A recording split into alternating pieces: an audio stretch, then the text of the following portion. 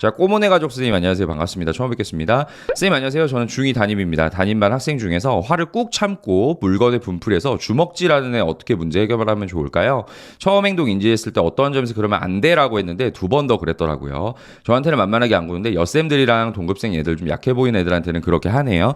일단 이 친구 같은 경우는 일단 화풀이나 분풀이를 물건에다가 한다고 했잖아요. 일단 그런 모습들이 많은 거면 일단 이 친구 자체가 내면에서 조금 화가 많아요. 그죠? 물건한테 이런 모습을 보인다라는 게 어떻게 보면은 사람한테 하면 안 된다라는 거는 알고는 있어. 알고는 있는데 본인이 가지고 있는 화 자체가 너무 많다 보니까 지금 이게 물건에서 사람으로 조금씩 넘어가는 거예요. 일단 이 친구 같은 경우는 화를 꾹 참고 물건에 분풀이를 한다라는 거는 얘 자체가 기본적으로 화가 많기는 하지만 그 화를 풀 수 있는 방법을 모르는 거예요, 지금. 그러다 보니까는 이 친구 같은 경우는 본인이 진짜 내면적으로 그리고 속으로 어떤 생각을 하는지 그 얘기를 조금 들어보는 게 필요할 것 같아요. 그러니까 얘가 그냥 아무 이유 없이 그냥 화가 분출이 된다거나 아무 이유 없이 물건에 분풀이를 한다거나 그럴 거라고는 생각이 안 되거든요. 그래서 이 친구 같은 경우는 선생님께서 그 상담을 조금 지속적으로 하시면서 이 아이가 내면에서 어떤 생각들을 가지고 살고 있는지,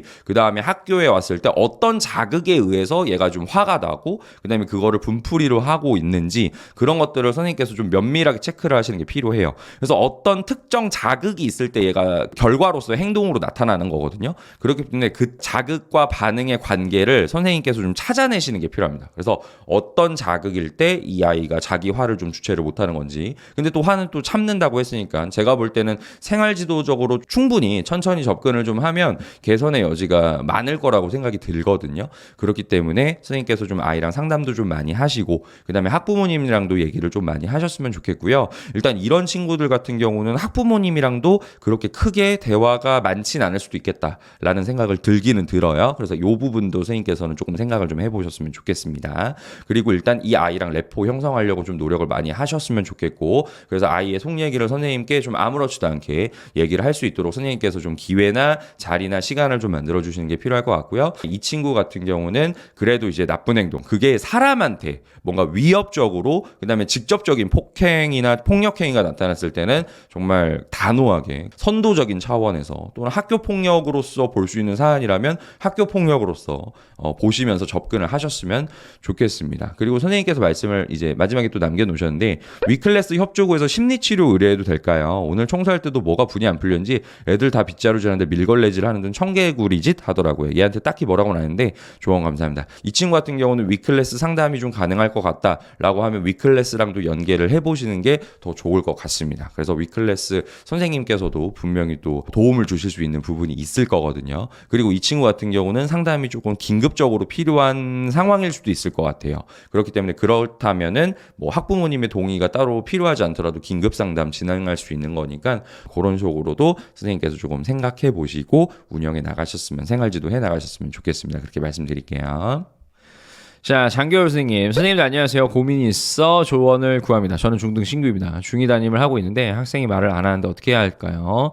학부모와 상담을 했는데 이유를 모르겠다고만 하십니다. 하지만 학생 상담은 받고 싶지 않다고 하시네요. 학생이 아무것도 안 하고 1교시부터 7교시 쉬는 시간까지 망부섭처럼 가만히 앉아있다. 왜 그럴까요? 함묵증일 수도 있겠다. 그다음 선택적 함구증일 수도 있겠다라는 생각은 들고, 그냥 얘는 아무랑도 의사소통을 하고 싶지 않다. 그리고 의사소통하는 방법을 모를 수도 있겠다. 다방면으로 봐야 됩니다. 다방면으로 봐야 되는데 이 친구의 학부모님의 말에 주목을 할 필요가 있어요. 일단 학부모와 상담을 했는데 이유를 모르겠다고만 한다. 그렇다고 해서 상담은 받고 싶지 않다고 한다. 이거는 이 아이랑 학부모 관계를 봐야 됩니다. 선생님, 이거 정말 정확하게 말씀드릴게요. 이 친구는요, 학생이랑 학부모님 관계를 반드시 보셔야 돼요. 그렇기 때문에 학부모님께서 이 아이를 조금 양육하시는데 분명히 문제점이 있을 거예요. 문제점이 있을 거기 때문에 그거를 찾으셔야 되는데 애가 대답을 안 해. 아무랑도 말을 안 해. 그러면 선생님 굳이 말로 할 필요 없어요. 말로 할 필요 없고, 선생님께서 물론 아이한테는 똑같이 다가가세요. 선생님, 다른 친구랑 똑같이 뭐 예를 들어서 그 친구 이름이 철수야. 그러면 철수 밥 먹었니? 대답 안 해? 다음에 대답해줘. 그러고 넘어가. 그 다음에 철수 오늘 공부 열심히 했어? 대답 안 해? 넘어가세요. 철수 요즘 뭐 힘든 거 없어? 선생님한테 하고 싶은 얘기 있으면 언제든지 와. 대답 없어? 넘어가세요. 계속 넘어가세요. 넘어가시면서 내가 너한테 계속 관심을 갖고 있다는 걸 보여주세요. 그러다가 선생님 카톡 보내세요. 왜냐면 언어, 그러니까 소리를 음성 언어로 하는 게 얘는 힘들 수 있어요. 음성 언어로 하는 의사소통 자체가 굉장히 힘들 수 있어. 그렇기 때문에 선생님 카톡으로 한번 해보세요. 또는 메일이나 문자나 아니면 이 아이랑 할 수 있는 아니면 편지 이런 거. 그러니까 다른 방법을 찾으라는 거야. 의사소통을 할 수 있는 다른 방법. 꼭 우리가 면대면으로 앉아서 말로만 해야 되는 게 상담이 아니고 말로만 하는 게 면담은 아니거든요. 그것만 대화라고 할 수는 없잖아요. 계속 선생님께서 똑같이 제가 아까 말씀드렸던 것처럼 시시콜콜 아침 먹고 왔어?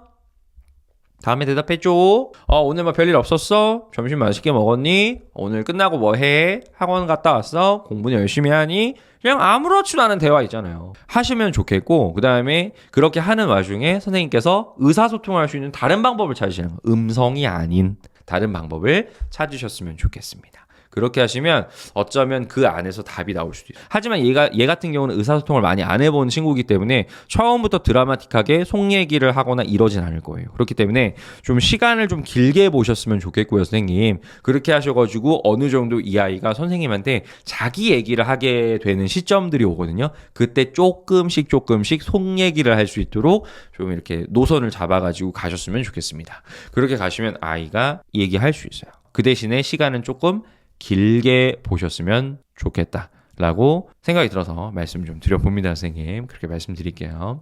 준하오 선생님께서 자, 저도 원생 중에 함구증 아이 한 명 지도하는데 손바닥에다가 글씨 써서 소통하네요. 나름 재미있어요. 음성 언어로만 대화하는 게 전부는 아니니까 그래서 그런 것들 좀 말씀드려보고요. 그 다음에 채채채 체리마루 선생님께서 작년 담임 선생님께 여쭤봐요. 작년에도 이런 상황이 있었는지. 아마 이 친구 같은 경우는 작년에도 이런 상황이었지 않았을까. 그리고 아마 작년 선생님께서는 약간 조금 내려놨지 않았을까라는 생각이 들기는 듭니다. 그런 쪽으로 말씀은 드리는데 아니면은 채채채 체리마루 선생님께서 말씀하셨던 것처럼 작년 선생님께서 혹시 노력하셨던 방법 또는 그걸 통해서 혹시 얻어낸 건 없었는지 또는 뭐 실패하셨던 케이스 이런 것도 다 괜찮은 거거든요. 조언 구하실 수 있으면 조언을 구하고도 괜찮을 것 같고요. 그 다음에 저스틴 조 선생님께서도 말씀해 주셨는데 혹시 정신적 충격을 받았거나 머리에 외상을 입어서 실어증에 걸린 건지도 모르겠네요 라고 말씀하셨는데 충분히 가능성이 있는 얘기입니다. 만약에 정말 정신적 충격을 받았다라면은 학부모가 모를 수도 있는 거고 그 다음에 머리에 외상을 입었다라면 아마 학부모가 얘기를 했을 겁니다. 학부모가 충분히 그 부분을 얘기를 했을 수도 있어요. 근데 지금 학부모가 무조건 얘가 왜 이런지 나도 몰라요. 근데 상담은 안 받게 하고 싶어요. 라고 하는 거 보니까 분명히 학생이랑 학부모 사이에 문제가 있어요. 이 친구는 분명히 있습니다. 이 부분 조금 신경 써가면서 장교율 선생님 생활지도 하셨으면 좋겠습니다. 꼭 음성 언어로만 하는 게 답은 아니에요. 그리고 선생님 너무 시간 짧게 잡지 마시고 길게 보고 하세요, 상담. 이 친구랑 레포 형성하는 거 시간 오래 걸릴 겁니다. 그 부분 말씀드릴게요. 자, 그 다음, 우리 장겨울 선생님께서, 감사합니다, 선생님들. 작년 담임 선생님께서는 학업에 의욕 없는 기초학년 미달 학생이라고만 하시더라고요. 길게 잡고 아이가 부담 느끼지 않는 소통 방법을 찾아야 할 것 같습니다. 정말 감사합니다, 선생님. 그러니까 이 작년 담임 선생님께서도 정확하게 지금 이 아이에 대해서는 파악이 안 되시는 거죠. 선생님께서 그래도 조금 정확하게 보시려고 노력을 하셨으니까, 이왕 선생님 한번 제대로 레포 영상 하셔가지고 생활지도 한번 진하게 한번 해 주시고 올려주시면 좋지 않을까 싶어서 말씀드려봅니다, 선생님. 힘내셨으면 좋겠어요. 장교율 선생님. 응원하도록 하겠습니다, 제가.